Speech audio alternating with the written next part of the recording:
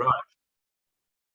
So we're in Sanhedrin. We're The Leon's coming out today, please God, as well. What's that? I heard that Leon is coming out this afternoon. Yes, I heard that Leon was on the mend. We just spoke to Beverly. We're looking forward to having him back. Yeah. Before we actually get into the Gemara today, we need to do quite a bit of background information. I'll just first of all share with you the Gemara, and then we'll move off the Gemara and go into the background that is necessary to understand the Gemara. So we're in Sanhedrin, right at the bottom of 12a. It's on page 62. Page 62 in the Steinsaltz Noe edition that some of you have. And it should be on the screen for you now. Yes, can you see it? Yeah. Okay. So the Gemara is going to tell us this statement here. Tanu Rabbanan, the rabbis taught, Ein ma'abrinet hashana, we do not intercalate the year. In other words, we don't put in the extra month. Mipnei hatuma, because of impurity. Okay. Now, that statement assumes a great deal of knowledge about purity and impurity and all sorts of different things. So I am going to assume no knowledge. Okay, so those of you who do have knowledge about this, consider it to be revision, but I'm going to assume no knowledge because it's quite complicated. And it's very apt, actually. It's amazing how many times during the year we, in our sort of learning according to this Seder, we come across stuff that is apt for the time of year, because this is talking about Pesach to a degree, and it's also talking, as you will see very shortly, about the Parah Aduma, the red heifer. And of course, this Shabbat is Parashat Parah, when we will read all about the red heifer. So it is very, very timely that we should be learning this Gemara right now.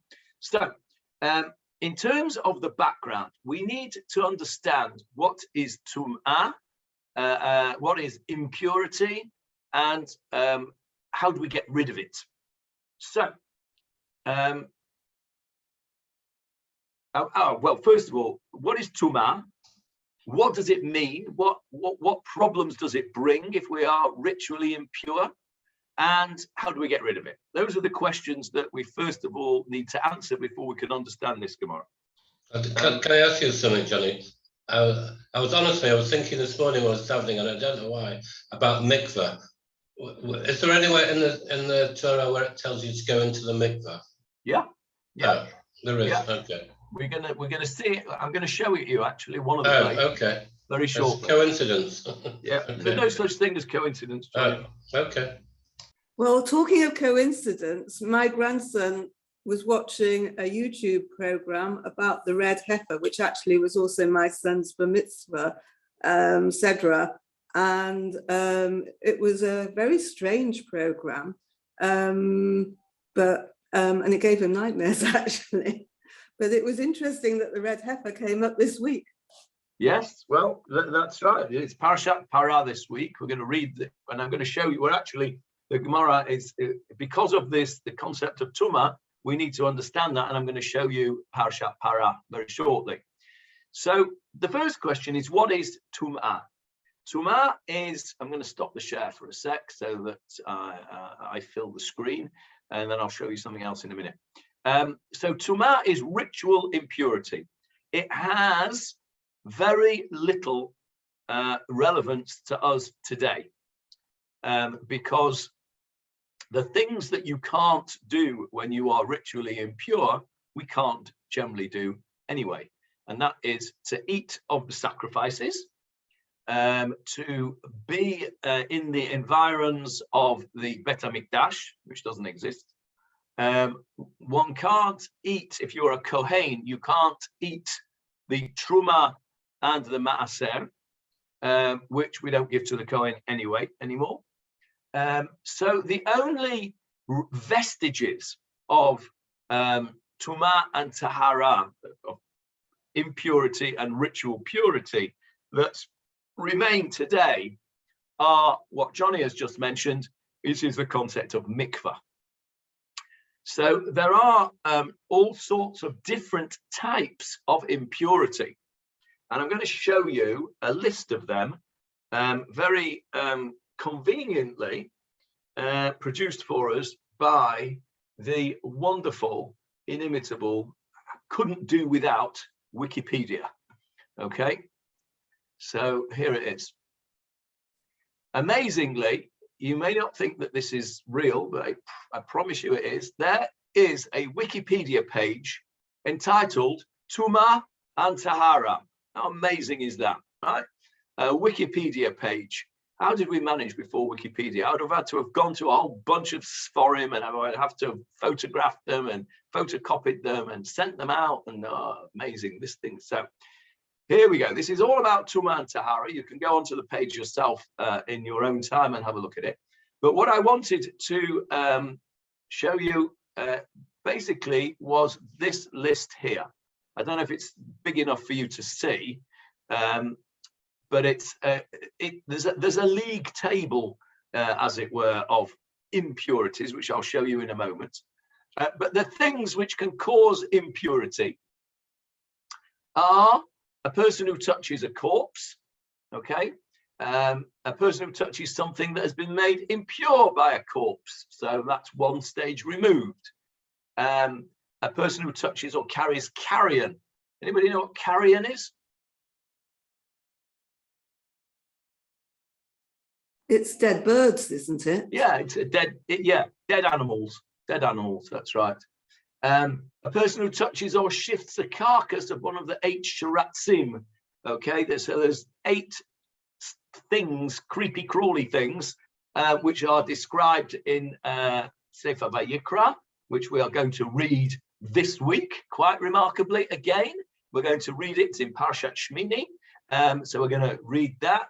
There are 8 shiratzim, 8 creepy crawly things that causes tumah, and then there's this whole list of stuff. Now, within this list is this one, these ones here. A man or a woman with an unnatural emission from the genitals, so some kind of discharge, or a menstruating woman, nida, are impure.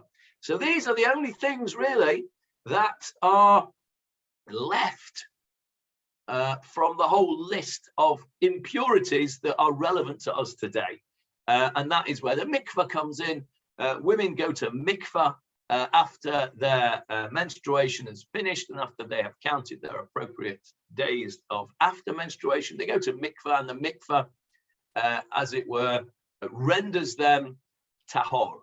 It doesn't really, because we're all ritually impure from tumat met, from the top one, because we've all come into contact with a dead body or somebody else who's come into contact with a dead body, and we've not had the red heifer, which we'll talk about in a minute. However, these types of impurity, particularly the nida or the discharge thing, still has very relevant implications for us today, and that's where the mikveh comes in, Johnny. There are certain things that require tevilah in a mikveh to undo the impurity, and there are certain types of impurities of tumah which require the ashes of the red heifer, which we haven't got.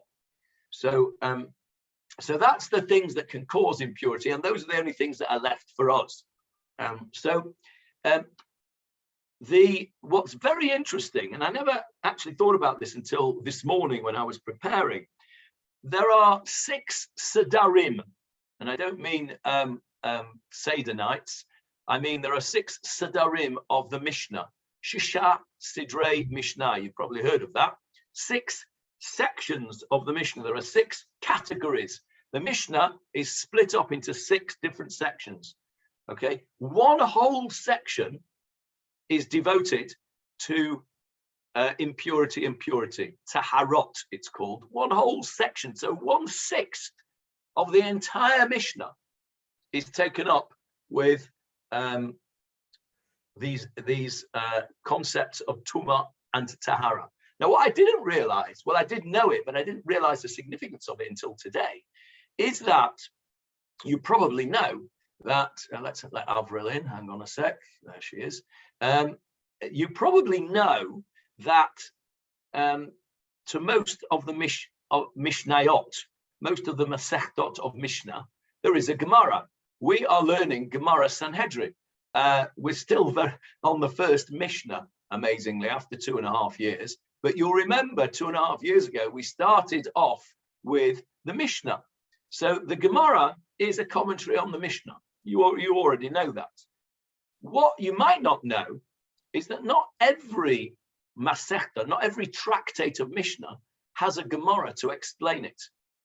And the Mishnayot of Taharot, all the Mishnayot of this Seder, of this 6th of the Mishnah of Taharot, do not have a Gemara to explain it.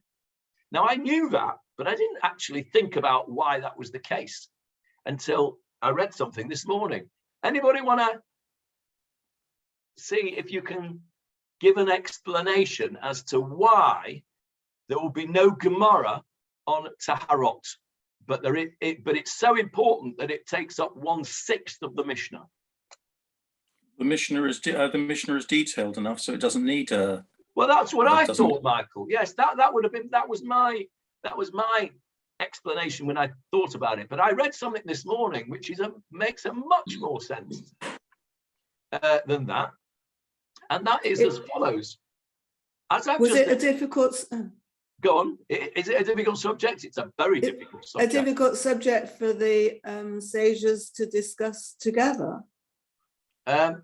It's a very difficult subject, and that's why I would have expected there to be a Mishnah. I mean, for example, the Shabbat has got, is the longest of all the Gemaras because there's so much to explain. You'd have expected Tumah Tahara, which takes up 1/6 of the entire Mishnah, to have a whole ton of Gemara on it.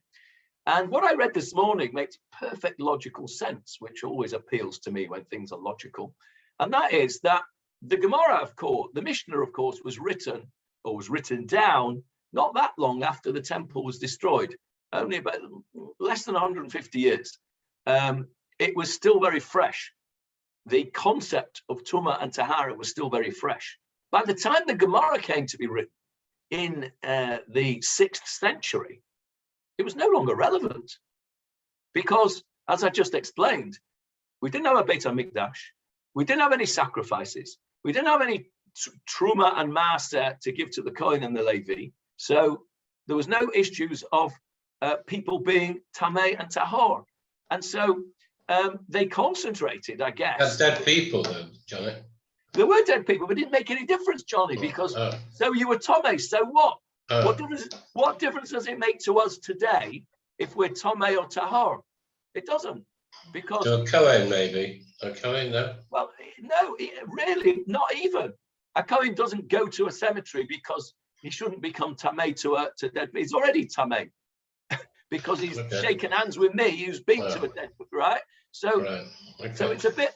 So why shouldn't a Kohen become Tamei? Because he would normally want to eat the Truma and all the parts of the sacrifice that go to the Kohen.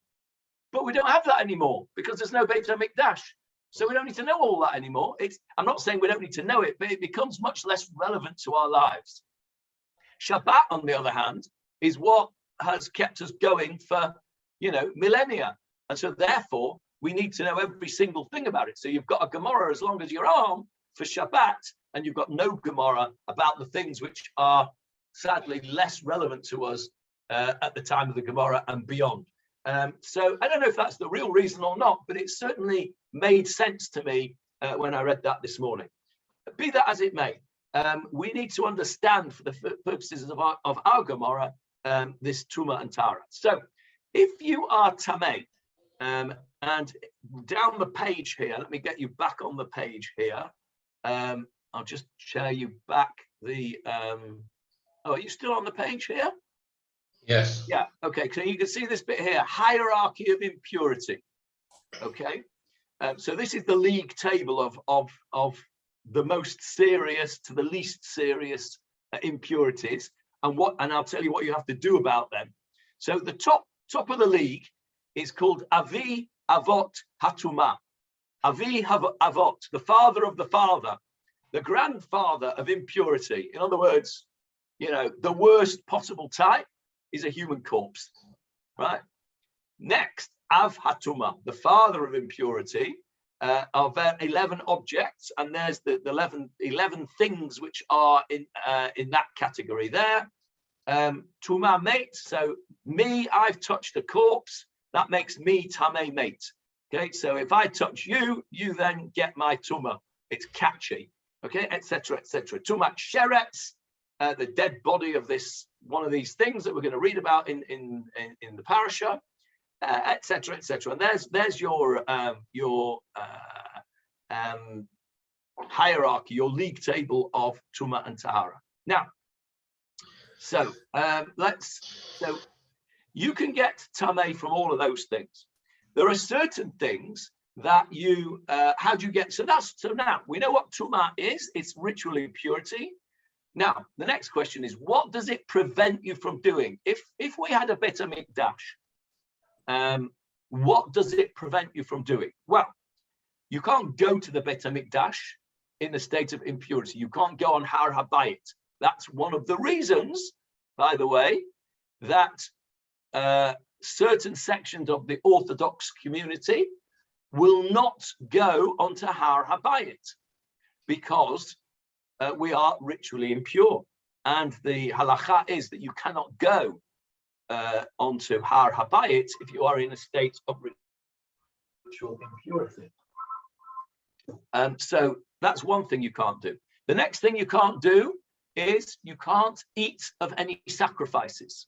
So there are certain sacrifices that call, for example, the olah, the burnt offering, which you don't eat anyway. It's all burnt. It's a complete burnt offering. But there are other offerings like the shlamim, peace offering, the todah, the thanksgiving offering.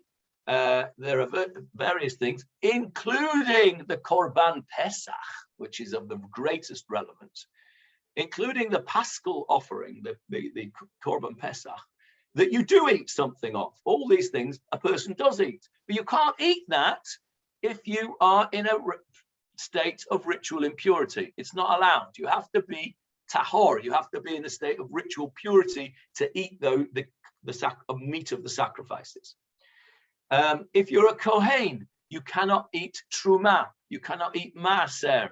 And given that that was basically what they lived off the sacrifices, the truma and the maaser.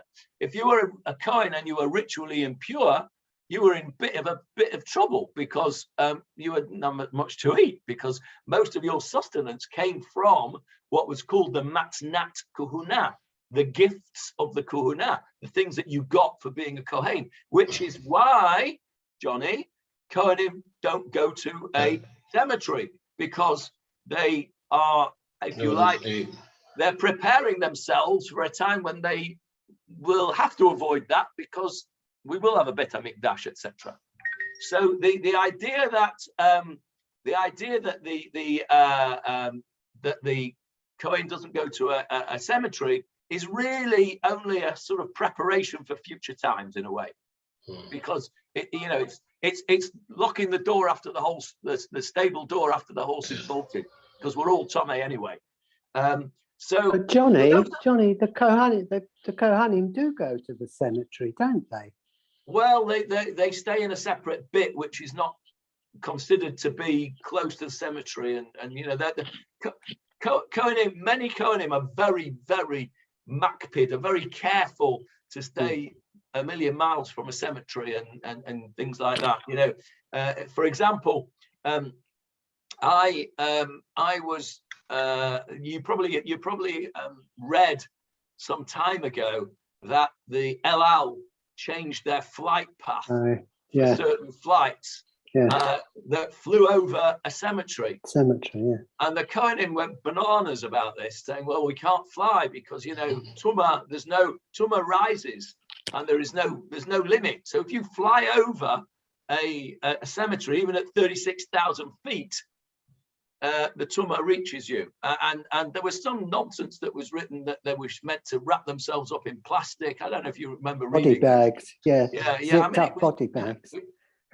Bit crackers, to be honest. But, it demonstrates to us how seriously some Kohanim take this idea of tumah, but actually it's not logical or rational, because they're all tomei, and it makes no difference if you have a bit more tumah on top of a tumah.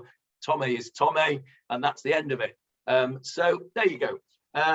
So you can't eat your truma, you can't eat your maser, you can't eat your korbanot. Now, this is where it becomes very important, because there is one korban in the year, one sacrifice in the year, which every Jewish adult has a Torah mitzvah to eat. And you all know what that is, the Korban Pesach, the Paschal Lamb. It is a Torah mitzvah. Not only is it a Torah mitzvah, there are only two positive commandments for which the punishment for not doing them is karet, being what's called excommunication of the soul. It's called cutting off of the soul. It's a very, very serious punishment. And there are only two positive mitzvot. There are some negative mitzvot. If you do them, you get it. In other words, if you do something that you shouldn't. But there's only two mitzvot which are positive commandments that if you don't do them, that's the punishment that you get. One of them is eating the Korban Pesach. Anybody know what the other one is? Listening to Sahor? Shabbat. No, because Shabbat's a negative thing. You get the death penalty for that if you break Shabbat.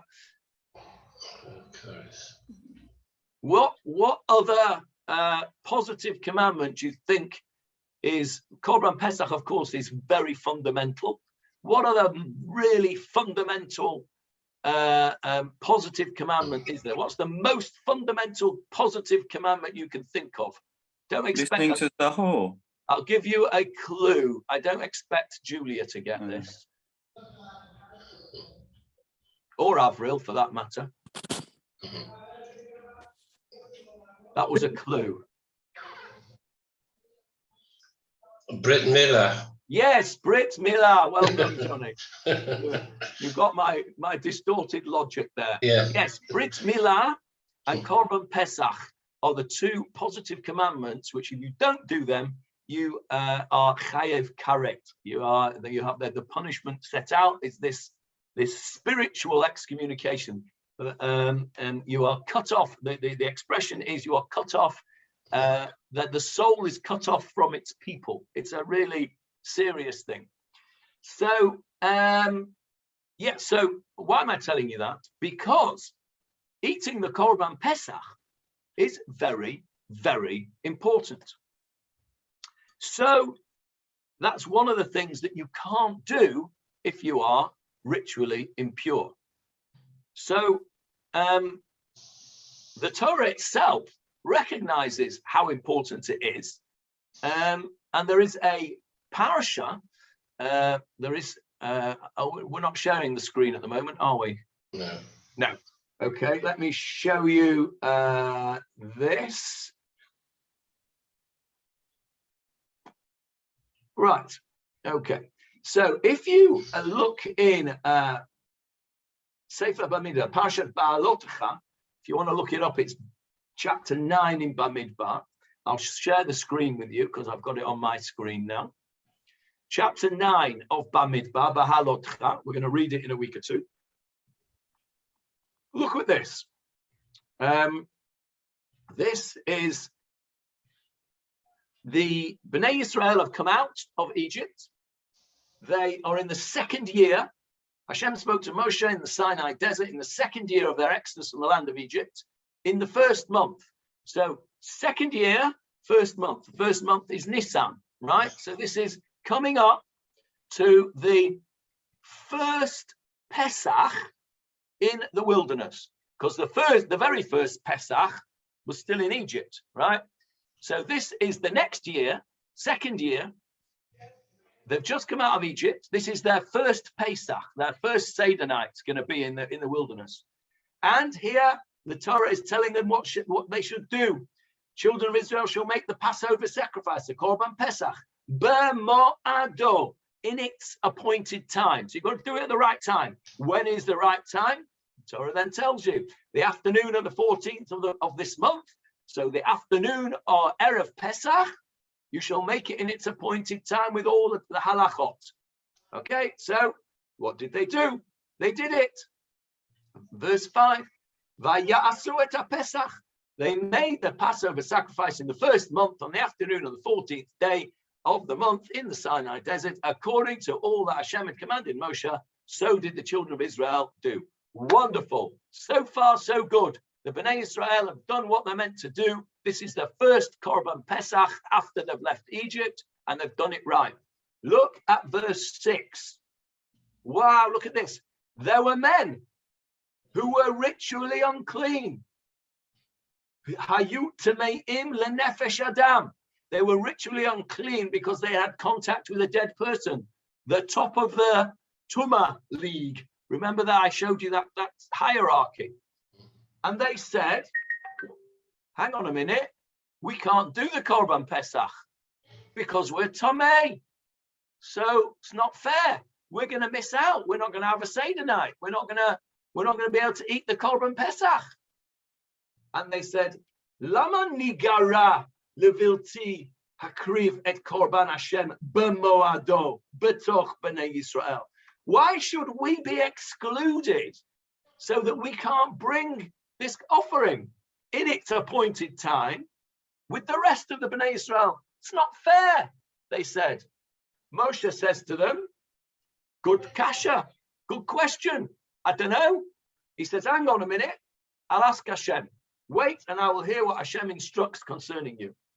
So Moshe goes, asks Hashem, what should we do with these people? They're tamei. And then this is what we get. Hashem said, okay, speak to the children of Israel, saying, any person who becomes unclean from contact with the dead or is on a distant journey. So in other words, it's physically not possible for you to bring your korban to the Bet HaMikdash or to the Mishkan as it was then. You're on a distant journey for whatever reason, you're on a boat or something on the way. Whether among you, i.e. now, these people who've asked the question, or in future generations, you get a second chance. What do they do? It's called Pesach Sheni. Pesach Sheni. Second Pesach. In the second month, Iyar, Nisan is the first month, Iyar, the second month, on the 14th day in the afternoon, they shall make it, they shall eat it with unleavened cakes and bitter herbs. Right? Exactly like the regular one. You just do it a month later. Why a month later? Well, it gives you time to get back from your distant journey, or it gives you time to become ritually clean again. These guys were tamei. It gives them plenty time to become tahor. How long does it take to become tahor? You'll see when we learn chukat, when we learn the paraduma, that it takes a week. So, but they've got a month. Now, it's interesting, isn't it, that it's exactly 1 month later. What does that remind you of? 1 month later. You're doing something 1 month later than you would in calculating the year. Yes, Michael. It's a hint, isn't it? There's a little bit of a schmeck there of intercalating the year. You're giving a second chance to these people a month later. Why a month? It could have been 2 weeks. It only takes a week to become pure. Why a month? Well, we'll see that later. And then it goes on to say all the halachot of Pesach Sheni, which is exactly the same as the regular Pesach. So these people who did Pesach Sheni, who for some reason were not able to do Pesach Rishon, I will call it, they did a proper Seder night. They got matzah, they got bitter herbs, they got the Korban Pesach, They sat around, they did the V'higadat Levincha, they read the Haggadah or whatever they did in those days, and they did a proper thing. Now, this is where the quote I'm going to read you now is the source for what I told you before about the karet, the punishment for not doing it. However, the man who was ritually clean and was not on a journey and yet refrained from making the Passover sacrifice, in other words, he just didn't bother. There was no reason not to. He wasn't tamei and he wasn't absent. He just didn't do it. His soul shall be cut off from his people. And that is really interesting to me, that the two mitzvot, which are the punishment for which is being cut off from your people. Think about this for a moment. The two mitzvot, let's say the three mitzvot, which are the most widely practiced mitzvot by just about every identifying Jew of whatever persuasion, liberal, reform, conservative, orthodox, Haredi, whatever you want to call yourself, even Chabad. The three mitzvot that they all do are Seder night, Brit Milah, and Yom Kippur. Okay? What's the punishment for eating on Yom Kippur? Have a guess. Correct. Correct. Exactly. This idea of karet being cut off, not just cut off, but the soul is cut off from its people. Now, if you are a Jew and you do not do Brit Milah, Seder night of some description, and recognize Yom Kippur, then your soul has, by definition, been cut off from its people, because you are no longer doing what every other Jew who identifies as a Jew is doing. So if you're not doing them, then you have cut yourself off from your people. So I find this absolutely, I don't know, spine-tingling, really, that the Torah is telling us something. It's predicting. Now, I don't know which is chicken and an egg. I don't know whether these three mitzvot have become so ingrained in the Jewish psyche because the mitzvah, because the punishment is karet. I don't know, or whether it's the other way round, whether this was that the Torah is getting into the psyche of the Jew here to understand, to tell us, really, to explain to us in code form that these three mitzvot are the fundamentals that everybody's going to do throughout the generations. I mean, somebody who doesn't sit and have a Seder night, somebody who doesn't fast on Yom Kippur, and somebody who doesn't have a Brit Milah for their kid is pretty cut off from his people. And so I find that whole karet thing really fascinating, and I don't know, it really sort of it pushes my spiritual buttons. That so I just sharing that with you. Is it permanent? Say again, Michael. Is it permanent, or if you have the Korban Pesach the next year, or a fast on Yom Kippur, or whatever else? Question. That's a good question. I don't know. Certainly with Brit Milah, there is a machloket between a very famous machloket between the Rambam and the Raavad, and the machloket is whether you are chayev karet every minute that you don't have a Brit Milah, or only at the end of your life if you didn't have it. In other words, your answer, is it retrospective? Can you undo it? So if you don't have a Brit Milah, but you have one like the 5 minutes before you die, are you chayav that punishment of karet? It's a machloket between the Rambam and the Raavad. And by the way, as an aside, that's one of the reasons why Lo Aleinu, and I've sadly had to do this on a number of occasions, either a stillborn child or a child that dies before a Brit Milah, we actually do a circumcision. We do a Brit Milah before the child is buried. because of the opinion that that he should have that mitzvah, as it were, under his belt. Not something pleasant, not the nicest thing I've ever done in my life. I can promise you that. But is the father chayav koros or the baby? Well, that's an interesting thing as well, because the mitzvah is on the individual, but of course that individual cannot do that mitzvah until he is of age, of 13. So up to the age of 13, it's a responsibility of the father. Okay. Once you reach bar mitzvah, it becomes the individual's responsibility. Yep. Because if you think about it, when you do it when a baby has a brit, the father says, Asher kiddushanu b'mitzvotav v'tzivanu, we bless God who's given us the mitzvah, lahachniso, to enter him, i.e. him, the baby, librito shel Avraham Avinu, to the covenant of Avraham Avinu. So he is blessing on the mitzvah that he's given to enter his own child. So the mitzvah actually is on the father. If you look at the mitzvah in the Torah, it says, you shall circumcise each of your male children. So the mitzvah is on the father. If the father doesn't do it, then the mitzvah passes to the son when he reaches maturity. But the mitzvah is itself on the father. Going back to what I asked you earlier on there, Johnny, about mikvah, where does it say that this? You said it takes a week to get. We're gonna come to it in a minute.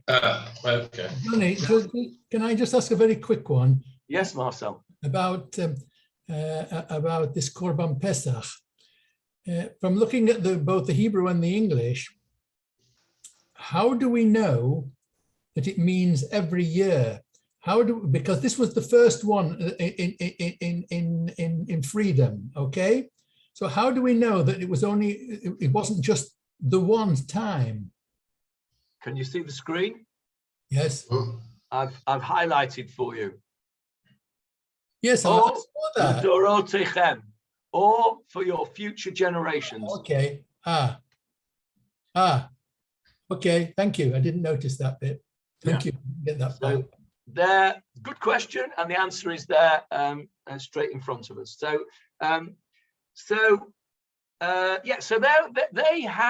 These people had a second chance to do the Korban Pesach. Now, it's important that we know that, as we'll come and see very shortly. So what have we done so far? So far, we've understood what Tumah is and how we get to be Tameh.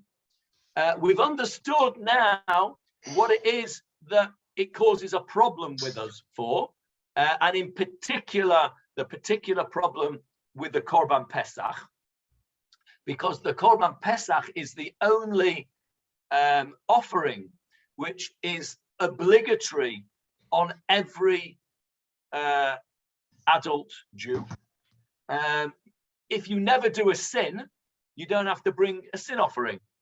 If you don't want to thank God, you don't have to bring a thanksgiving offering. And the Korban Tamid, the public offering, which is done morning and evening, is a burnt offering, which you don't eat from. So if you wanted to, and you never actually did a sin that required a sin offering, you could go your whole year and never have to eat a Korban. But Pesach, it's a mitzvah from the Torah to eat the Korban. So Pesach is absolutely key to understanding the problems of being tameh, of being impure. So we know, and this is for the purposes of our Gemara now, we know how you become tameh, and we know the problem that it causes. It causes you not to be able to eat the Korban Pesach. Now, the next thing we need to know is how you are cured, inverted commas, from your ritual impurity. How do you become pure again? And that leads us to the Parsha Para, because the way you become ritually clean from Tumat Met, from the impurity of a dead body, is through the ashes of the red heifer, and we'll look at it in a second together. Other ones of the hierarchy So, for example, menstruation, childbirth, discharge, all those kind of things. You don't need the red heifer. You just need a period of time, and then, Johnny, mikvah. Okay, so there's two types of tumah, if you like. Those that require the red heifer, and that's basically anything to do with dead bodies, and those that just require time and mikvah, and those are the sort of lower league impurities. Okay, the higher ones need the red heifer and mikvah, as we'll see in a moment. Okay, so let's go straight to Parashat Parah. This is what we'll be reading as the maftir for this Shabbat, and it's absolutely relevant to our Gemara. This is the beginning of Parashat Chukat, your son's bar mitzvah parasha. Is that right, Julia? Okay, so you'll be very familiar with this. Okay, so why is it called a chok? Why is it Chukat HaTorah, the chok? This is the archetypal chok. Chok is a law that we human beings don't really understand the reason for it. Various different things have been proposed, and according to Pechter's law, the more explanations there are, the less satisfactory they are. And with a chok, there isn't really an explanation that we human beings can understand. This is, in some ways, one of the things that we just shrug our shoulders and say, because God said so.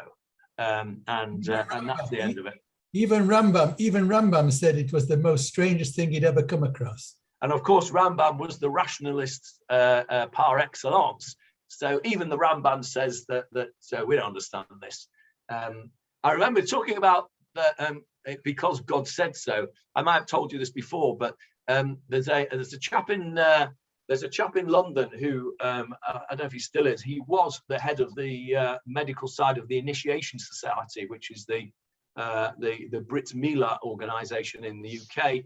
A guy called Dr. Yossi Spitzer, and he was invited onto one of these TV debates. I think it was Richard Kilroy Silk was having one of these TV debates about the rights and wrongs of ritual circumcision, and it was an opportunity for the anti-Brit Milah brigade to have a go, etc. Anyway, Yossi Spitzer was representing the Brit Milah in the UK for us, and so Richard Kilroy Silk, who is no dummy by any means, he might be an unpleasant sort of character and baits people in his TV program, but he's no fool. He said to Yossi Spitzer, "So why do Jews do this ritual circumcision thing?" And Yossi Spitzer said, "Because God said so." And Kilroy said, "Right, well, that's the end of the debate then, isn't it?" And that's actually the case, because you can't trump that. You either accept that's what God said so, or you don't.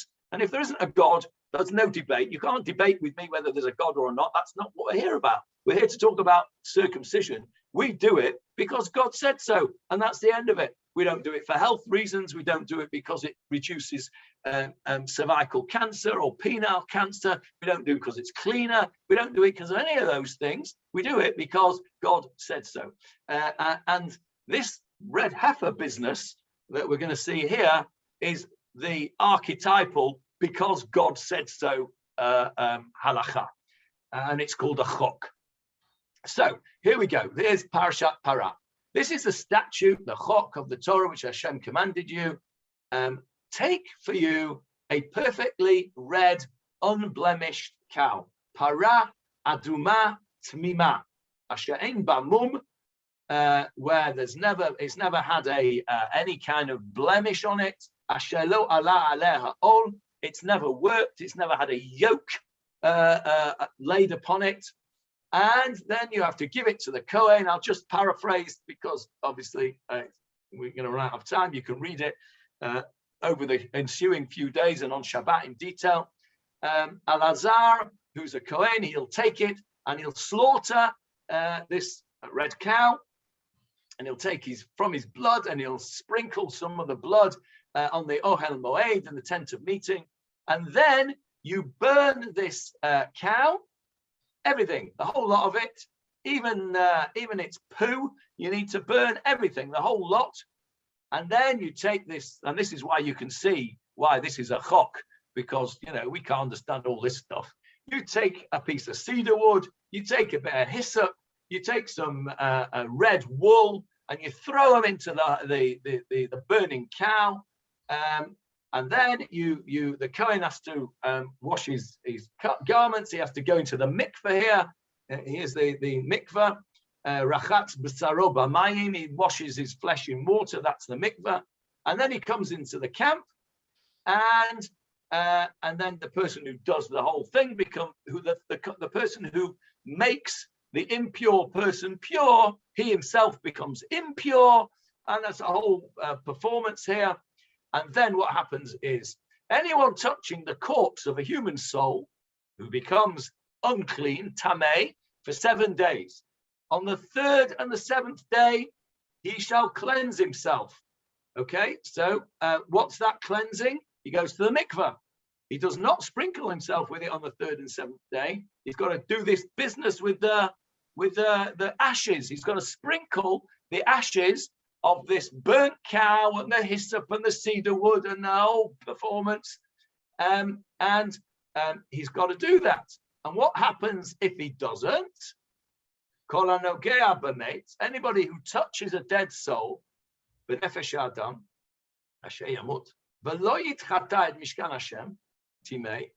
then he doesn't cleanse himself, he gets what? Karet. He gets cut off, same as the other things that we said before.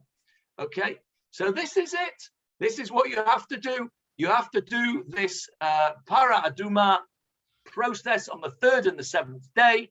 You go to the mikveh, you do the thing, you do the sprinkling, you go to the mikveh, and then you're done. Okay, so it's a big performance. Now, the para aduma is absolutely key to this red heifer. It's a biological impossibility to have a para aduma. Okay, it's a biological impossibility to have a cow that fulfills all these criteria. And the criteria are not just that it has to be red, it has to be completely red, so that there are not even 2 hairs that are not red on the entire cow. It also has to have no blemishes. It also has to have no curly hairs. Every hair has to be absolutely straight. Take it from me, it's a biological impossibility. The Gemara tells us that there were only a very small number of parot adumot, that's the plural, of red heifers in the entirety of the time from Moshe Rabbeinu to the destruction of the temple. How many do you think there were? 5 or 6. The one that Michael, how many are you saying? Can you hear me? Marcel says 5 or 6. 5 or 6. 7. The next one will be with Mashiach. Michael says 7. Any increase? Gemara says 9. Gemara says 9. There were 9 parot adumot from Moshe Rabbeinu onwards. Now, there's also the famous Gemara, which is not to be taken literally, about a very holy person who was rewarded as a reward for doing a great mitzvah with the birth of a para aduma into his herd, and therefore, he was made for life. Imagine if you've got a para aduma.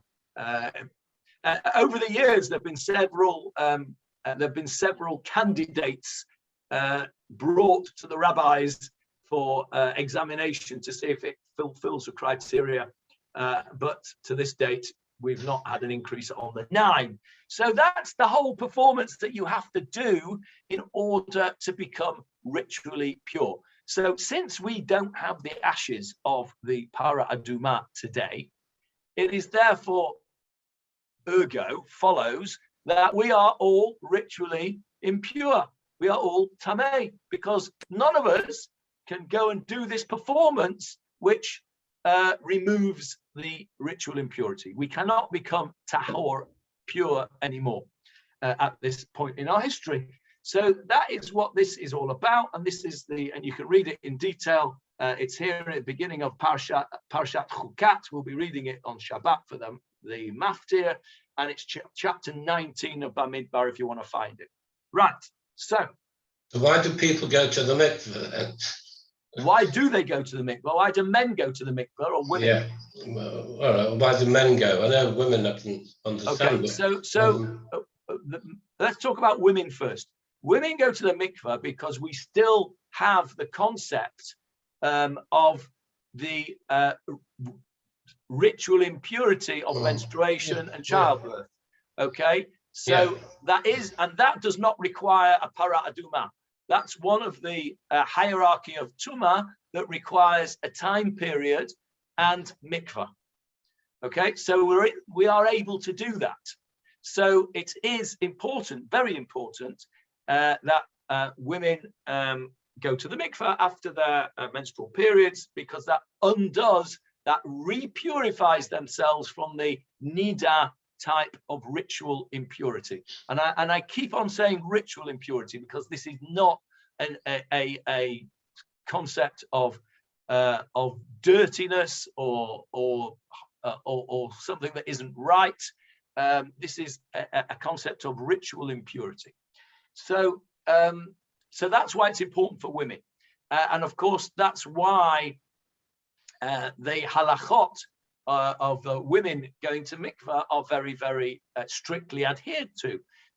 Women who go to the mikveh, there's a whole performance they have to go through, and to make themselves ready to do the tefillah, they have to prepare themselves, they have to be in the right spiritual frame of mind, they have to be in the right physical condition to do so. It's a big performance for women who go to the mikveh, and it's something which many women are very precious about. They find that particular, some find it absolutely abhorrent, but many women, and I know many of them, that find the whole idea of this ritual purity, the idea of going to the mikveh, the idea of being reborn, as it were, they find it very, very spiritually uplifting, and they're very, very careful to do it properly, and it's something very, very important for women. I'll come to men's mikveh in a second, Johnny. Is that why women don't go to funerals in Haredi circles? Because that's dead bodies, so that's the worst. No, sadly, that's not the reason, Michael. The reason that in Haredi circles women don't go to funerals is because they can't be trusted to keep their emotions intact, and they'll get all screaming and shouting and bawling and crying and throwing themselves on people, and you know, the women are best kept out of the way in those circles. Sadly, that is the reason why that occurs. Baruch Hashem, we don't in our circles here in Ramat Poleg, we don't hold by that tradition. Although I certainly recall in my youth in Manchester, women didn't go to funerals. Marcel, I'm pretty sure, if I remember correctly, your mother never went to Grand's funeral. I don't think so. No, I'm pretty certain. As a young boy, I remember it was not customary for women to go to funerals. Yeah, no. So but that's the reason, Michael. It's becoming fashionable now in Manchester for women to go. That's the whole point about Tchelet, Johnny, and that is that we are aiming, our whole matara, our whole goal of Tchelet is to not to change the halacha per se, but to make the halacha more in connection with the modern contemporary world. Now, when you have a rabbinic, it's not even a rabbinic law, it's a minhag, that women don't go to funerals because they can't control themselves, and it's all going to have all that big performance, like I've just said, that's no longer relevant to us. And therefore, that's something that we can say. There is a reason to change that minhag and to have a more contemporary approach to halakha. Well, not even halakha, to minhag, to the way we practice our Judaism. So mikveh for women is very, very important. It's very important for the halakha, and it's very important for the women as well. As I say, some women do not find it a pleasant experience, but many women do find it a very pleasant and spiritual experience. Mikveh for men is very different because they are doing, they're not actually achieving anything with the mikveh, because they're all tomei mace, and you need a red heifer. However, they also, and it's basically Hasidim that use the mikveh, and Sadarim, the Litvaks don't usually, Litvak men only usually go to mikveh at special occasions, so Rosh Hashanah, Yom Kippur, stuff like that. Rabbi Balkin took me before my bar mitzvah. There you go, special occasion. I used to go to a mikveh. I used to go to mikveh on the morning of a bris. If I did a bris, if I was doing a bris, I used to go to the mikveh because it's symbolic, Johnny, for men. Yeah. It's not achieving anything. Not achieving anything halachically. You've not done an aveira if you don't go to the mikveh as a man. That's what I was asking you this morning. Where did it say that men? I meant to say, where did men go to the mikveh? It's part of what we've got on the screen here. Is that the part of the purification process is to go to mikveh, to water. Right?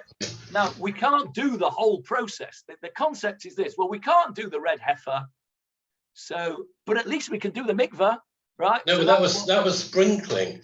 So no. The sprinkling is the ashes. Yeah. Oh, okay.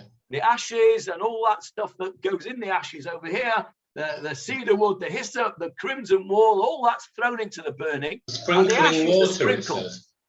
The sprinkling water, it says. Yeah, because it's mixed with water. It's mixed with water. The ashes are mixed with water, and that's sprinkled on you. So they could have had a shower then as a mikveh nowadays. You've got to do the mikveh as well. There's two separate parts. You've got to immerse yourself in water, and you've got to do the sprinkling. One sec, Marcel.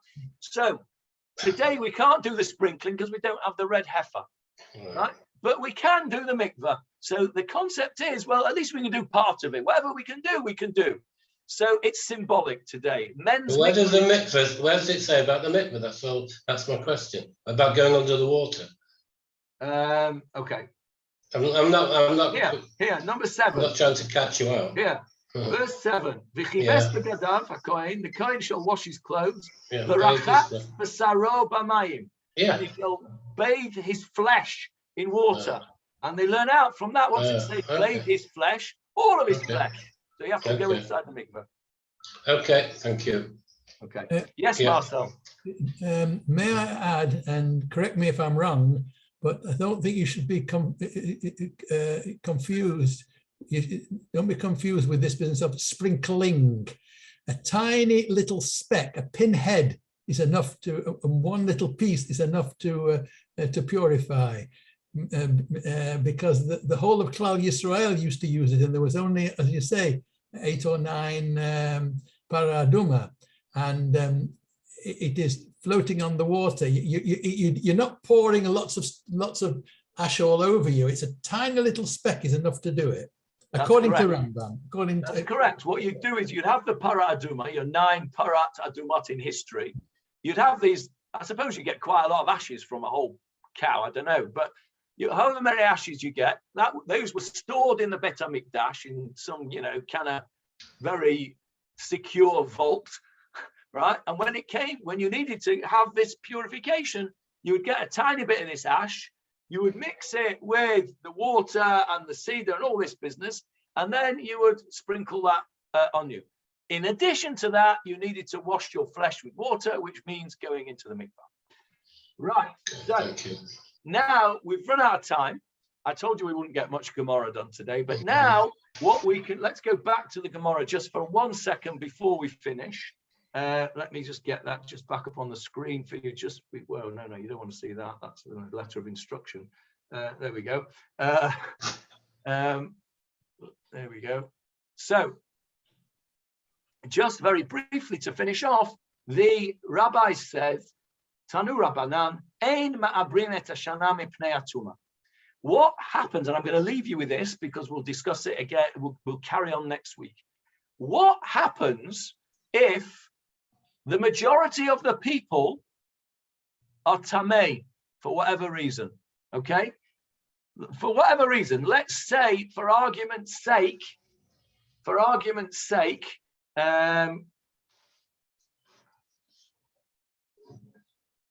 this, for argument's sake, see if I show you something now.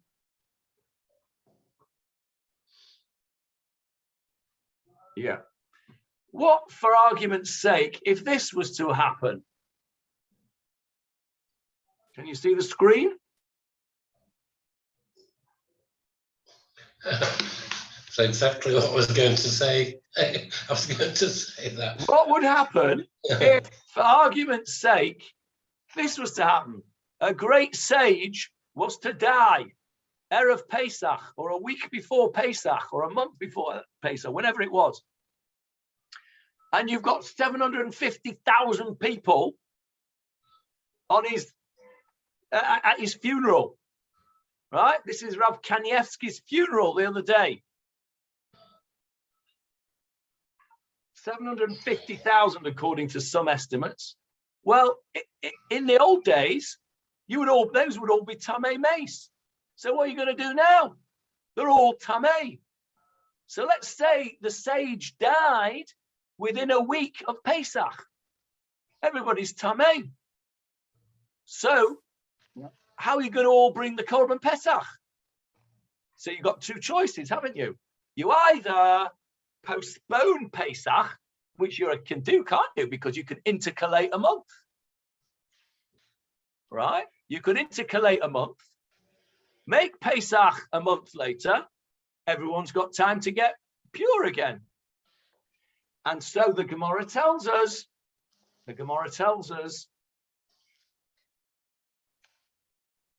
Ein ma'abrin, show you again. The Gemara says, Ein ma'abrin et hashana mipnei atuma. That is what we have been talking about. That's why I needed to give you all that preparation to understand. We're going to go into great detail in the next few weeks of all the different things here. But the statement, the bold statement that we're going to dissect over the next few weeks, you couldn't have understood that without all that preamble that we've done today. So the Gemara is telling us, the statement is, we do not intercalate a month because of Tumah.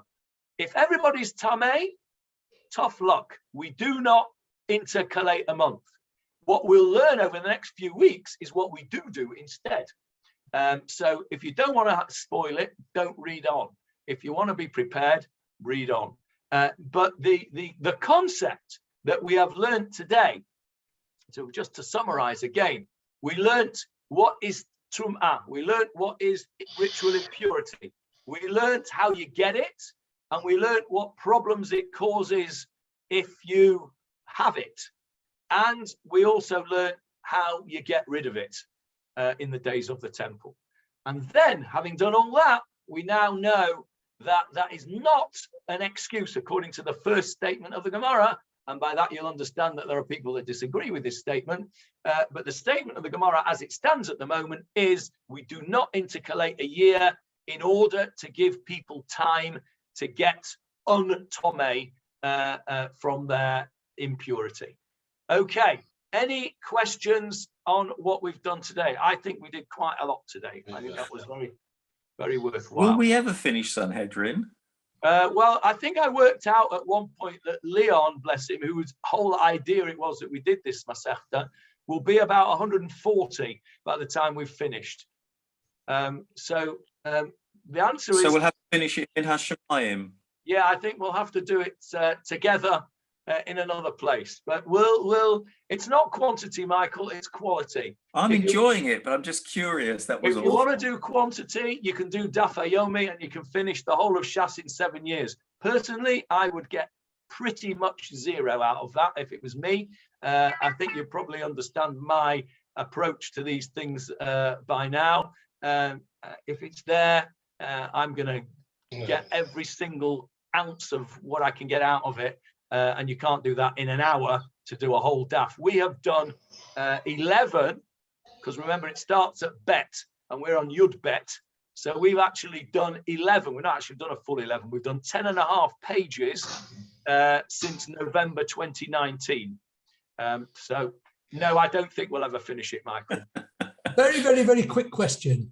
Am I right in saying, you Netanya people I'm asking, in the Tanya Jewish cemetery, of course, in the Tanya cemetery, they have like fiberglass gravestones, temporary ones.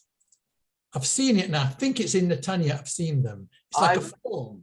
I've personally never seen them. Has anybody else seen them? Well, I thought it was Netanya, but I've seen it somewhere in Israel. And what I think that they're for is to keep down the Tameh. Why do I say that? Because out of all the countries I've ever visited and all the cemeteries I've ever visited, it is only in Romania where they have a big stone hollowed out, like a plant. If you turn it over, it'd be like a plant trough, okay? Or a horse's drinking trough that they used to have in England, you know, and that's turned over and it's over the corpse, over the grave, and this stops the Tameh from rising because there's a space there. Correct. Yes, absolutely. It's called ma'ahil. It's making an ohel. It's making a tent over the tumah. What was the problem? What was the problem with those El Al flights that were going over the thing where they had to wrap themselves in plastic? Was that the graves did not have, as Marcel has explained, a space above them followed by a roof, like a tent above them. You've got to have a certain, I don't know the full halachot, I don't know the dimensions, but you've got to have a certain space and then a roof over it to block the tumah. So if you don't have that, the tumah goes up and up and up and up, even to 36,000 feet. So what Marcel's saying is absolutely fascinating, that over there in Romania, what they were doing, they were preventing that tumah from coming out of that grave because they've halachically encompassed the tumah within this ohel, within this tent, within this space, and then a roof. That is fascinating. Marcel, can you find us some pictures of that? Yes, I have pictures. But the chief rabbi of Romania, who I know very well, and he's very Hasidic, he doesn't agree with me. He says there is no way you can keep Tameh down. Okay, no way you can keep it down. But in Israel, I don't know if you've all noticed that when you put the corpse in the ground, you then have tiles over it at the side, blocks, and then slabs on the top. So they're doing the same thing. And then they put the earth on. The earth does not go on the corpse. The earth goes on top of the slabs. Yeah, I've seen that. I would love to see the pictures of those. Can you, when you find them, Marcel, can you send them on the Sanhedrin group? Yes. Thank you. Can I do that? Can I put it? Can I get it set on that group? Yeah, why not? I'll see if I can do it. Okay. Yeah. I've got to go shopping now, but when I come back, I'll blend that up. Okay. Wonderful. Okay. Any other questions before we go? Yeah. Did you see Natan Slifkin's blog on the 3 funerals this week? Yes, I did. Okay. So, Johnny, I'll stop recording.